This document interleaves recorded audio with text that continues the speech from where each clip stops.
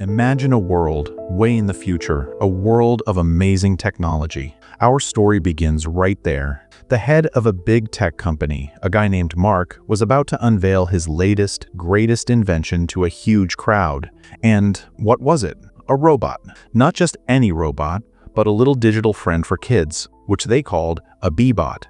This bot had all kinds of special talents. It could even react exactly like its owner and recognize their unique strengths.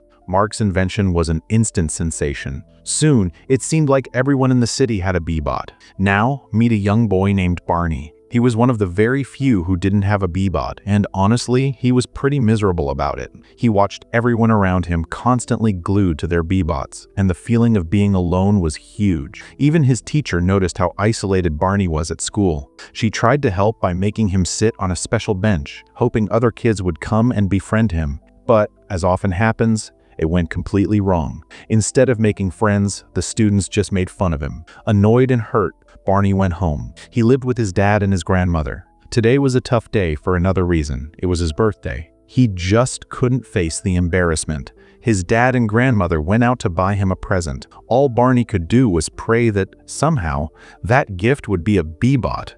When his dad finally gave him the gift, Barney's heart was pounding. He ripped it open, only to find a toolbox set. He tried not to show his disappointment. He knew his dad simply couldn't afford a B-bot.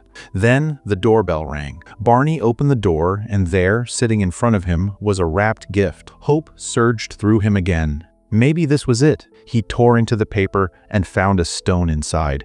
It was a cruel prank, mostly orchestrated by a boy named Rich and his friends. They were just making fun of him. Barney felt a wave of sadness wash over him, and he went back inside. Barney's dad saw how upset his son was, even on his birthday. He knew what he had to do. He and the grandmother rushed out to buy a B-bot. They got to the store just as it was closing. They missed their chance. But Barney's dad was determined. He spotted a delivery truck nearby, loaded with B-bots. He bought one from the back of the truck. The robot wasn't exactly in perfect condition, but Barney was thrilled. His wish had finally come true. He tried to turn it on, but it wouldn't activate right away. When he finally got it going, it kept displaying a message, asking to connect to the Bubble Store network. Barney quickly realized this bot had a lot of glitches and wouldn't be fixed without connecting to that network. He set it on charge and went to school. In class, Barney, bubbling with excitement, told everyone he finally had a B-bot. He even proudly put his name in the B-bot stand. He couldn't wait to get home and play with it, but when he arrived, his room was a disaster. Confused, he went to the kitchen and found his B-bot dancing with his grandmother. "What happened to my room?" Barney asked his new bot. "I was just checking you," the bot replied casually. Barney started to feel a little uneasy about this peculiar robot. He decided he needed to take it back and exchange it. On his way to the store, he ran into Rich and his friends, who started pestering him. Rich decided to take a swing at the B-bot. But here's where things got really interesting. The B-bot hit him back. This was totally unexpected. No B-bot was programmed with a system to strike back. Barney was enjoying Rich's surprised look, but he knew this could cause some serious trouble. He grabbed the B-bot and ran. They stopped to rest, and the B-bot explained. Because it hadn't connected to the Bubble network, its security system hadn't been updated. This meant it could do things other B-bots couldn't. At that moment, Barney decided he wasn't going to exchange it. Just then, a police officer arrived, alerted by Rich's complaint. The officer took the B-bot, intending to have it destroyed at the company's headquarters, saying it was dangerous for kids. The company checked the B-bot's settings and confirmed it was an illegal unit. They set it up to be crushed. Barney, not wanting to lose his unique friend, rushed into the crushing machine to save it. He managed to grab the bot and escape, hiding in a playground. People came looking for him, but Barney was clever. He managed to swap his bot with another one. The company crushed a B-bot, but it wasn't Barney's. Barney, now safe, looked at his friend and gave him a name, Ron. Meanwhile, back at the tech company, the owner, Mark, was boasting about selling 100 million B-bots. He truly believed they were giving kids a great future. But his business partner was different. He didn't care about the kids. He only wanted to sell as many as possible to make money. In an interview, they were asked about the B-bot that had hit Rich. This worried them immensely. That simply wasn't supposed to happen. When Mark and his partner asked about the rogue bot, They were told it had been crushed. Mark was disappointed. He wanted to examine its programming to find out what made it different. Back at home, Ron and Barney were bonding. Barney was teaching Ron all about his habits and wishes. He even showed him videos of other B-bots to show him how they behaved. Barney colored Ron so he looked like the other bots. They had become the best of friends, and Ron knew everything about Barney. One day, while they were playing, Ron slipped and ended up right outside the house of Savannah, Barney's childhood friend. They used to be close, but Savannah had stopped playing with Barney once she got her own B-bot. Savannah was shocked to see Ron. She told her B-bot to be friends with him. "No, my friend Ron isn't like that," Barney quickly explained. "He's not like the other B-bots. He doesn't go around making new friends." "But that's impossible," Savannah insisted. "The B-bots are programmed to make new friends." Hearing this, something activated in Ron's system. The thought of making new friends clicked inside his circuits. Barney immediately pulled Ron away, but before leaving, he made Savannah promise not to tell anyone about Ron. Once they got home, Ron asked Barney about his friends. Barney sadly told him he didn't have any. Mark's partner got his hands on some surveillance videos and realized Ron hadn't been crushed. He was still out there. He ordered his team to bring Ron back. Mark also saw the videos and was struck by something unusual. Ron was smiling. B-bots weren't designed to smile. Mark also wanted Ron back to check his unique programming. The next day, Barney told Ron to stay hidden in the shed while he went to school. But Ron, driven by the new goal to find friends for Barney, didn't listen. It slipped out and started plastering posters all over the city, showing Barney's picture and asking people to be his friend. Ron ended up at Barney's school and began collecting a huge crowd of potential friends for him. A teacher saw the commotion and sent Barney to the principal's office. While Barney was gone, Rich, taking advantage of Ron's unique programming, figured out how to program his own bot like Ron. In no time, there was widespread destruction. Then he made a zombie out of bots, showing them eating Savannah. This awful video instantly went viral. He told Ron to get away from him. At the same time, company workers arrived at Barney's house, looking for Ron. Barney rushed to the shed and found Ron preparing to surrender. "I'm sorry," Barney quickly said. "We're best friends. I won't give you to these company workers."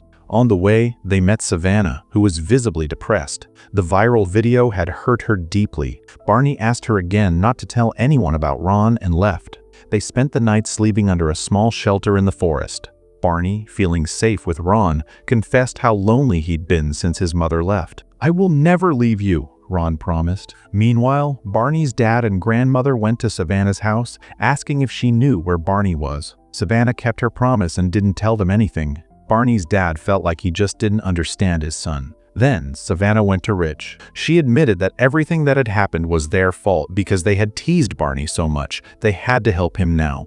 Mark and his partner were watching all of this through a B-bots camera. They quickly programmed new B-bots and sent them into the forest to find Ron. Mark realized he needed to get to Ron before his partner did, so he could understand its program. In the forest, Ron's battery finally died. Other B-bots arrived, sweeping the forest with their laser beams, searching for them. Barney grabbed the dead Ron and ran. They ended up falling into a deep ditch. Mark's partner saw this and, wanting Barney to be stuck and out of the way, ordered the search to stop. The B-bots returned.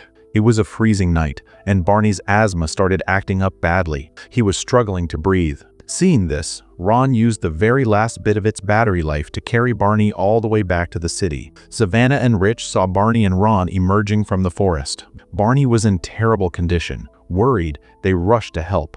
Mark and Barney's dad arrived as well, and an ambulance took Barney to the hospital. The video of Ron acting like a hero went viral.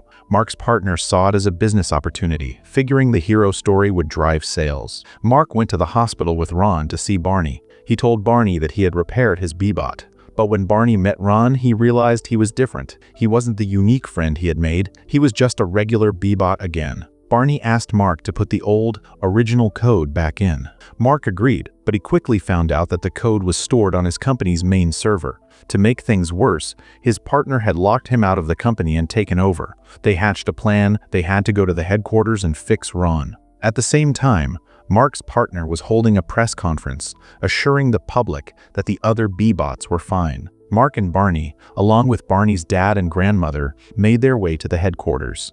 Mark used his own robot to sneak Barney and Ron into the server room. Mark's partner found out and sent security after them. Barney reached the server room and miraculously found Ron's old original code. He uploaded it, and Ron was back, just as he was before. Mark watched, fascinated. He realized Ron was only obeying Barney's orders, not the normal B-bot code. This was a completely new and exciting kind of intelligence. He also noticed that despite all the B-bots, the kids still didn't seem truly happy. Mark then discovered that his partner had been spying on the children through their B-bots. Mark came up with a bold plan: upload Ron's unique code to all the other B-bots. The catch: if he did this, Ron would be deactivated forever. Barney absolutely refused. "No way, Ron, we're leaving." But Ron convinced him. Barney, after a lot of convincing, finally agreed. Mark uploaded the code. Just as the update finished, security guards arrived and grabbed them. Mark's partner thought he had won. But Mark played a video for everyone exposing his partner's real intentions, that he was only in it for his own profit, with no concern for people. To save himself, the partner quickly appointed Mark as the CEO again and left the company. The movie flashes forward 6 months. The kids were all much happier now because their B-bots had become more interesting, more like unique friends. Barney too had lots of friends. And in a final, heartwarming touch, Ron's smile became the new logo for the company. The movie ends there.